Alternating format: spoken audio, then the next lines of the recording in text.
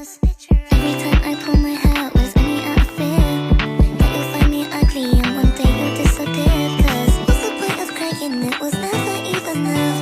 Did you ever want me? Was I ever good enough? But boys are layers.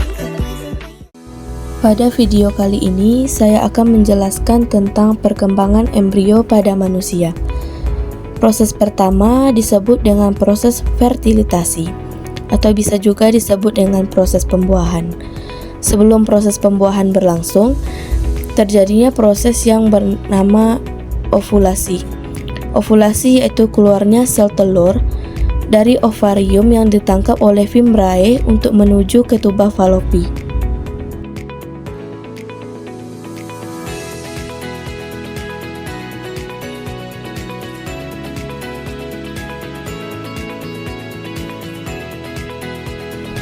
Jutaan sperma yang dihasilkan sekali dalam ejakulasi. Sesaat setelah sel sperma masuk pada mulut rahim, sel sperma bergerak menuju rahim untuk mencari sel telur yang matang dan siap untuk dibuahi. Dari jutaan sperma yang dipancarkan, hanya beberapa yang dapat bertahan hidup untuk mencapai indung telur, dan hanya satu yang dapat mencapai dan hidup di dalam indung telur. Kemudian, sperma mempenetrasikan ke dalam sel dinding telur, kemudian mengkombinasikan materi genetiknya dengan sel telur dengan proses yang disebut pembuahan.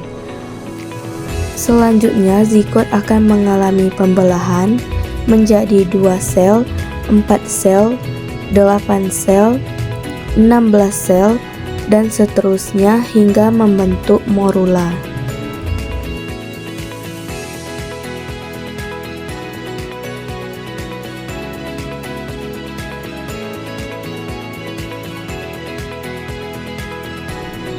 Selanjutnya, morula berkembang menjadi blastosis dengan melalui proses blastulasi.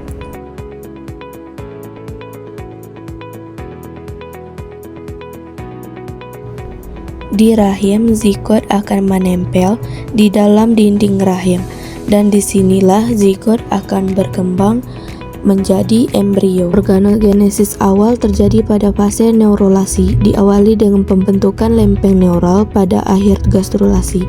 Punggung neural akan berkembang menjadi sistem saraf pusat, yaitu otot dan sumsum tulang belakang. Organogenesis merupakan proses pembentukan organ pada tubuh janin. Perkembangan minggu ke-4 sampai minggu ke-7 disebut dengan masa mudigah.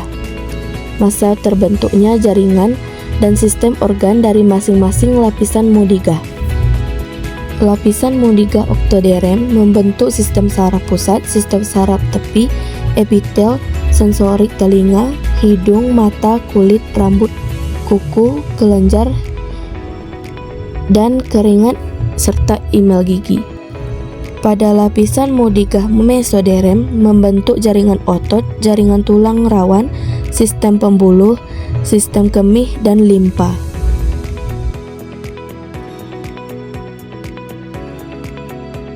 Kemudian lapisan mudigah endoderm membentuk epitel saluran pencernaan, epitel saluran pernapasan, kandung kemih, dan hati serta pankreas.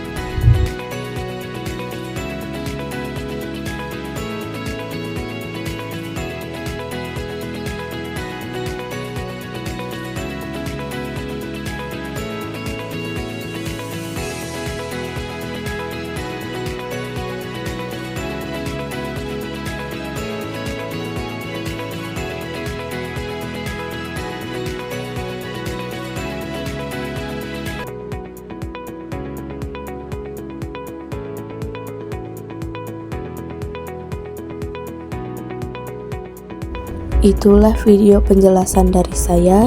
Wassalamualaikum warahmatullahi wabarakatuh.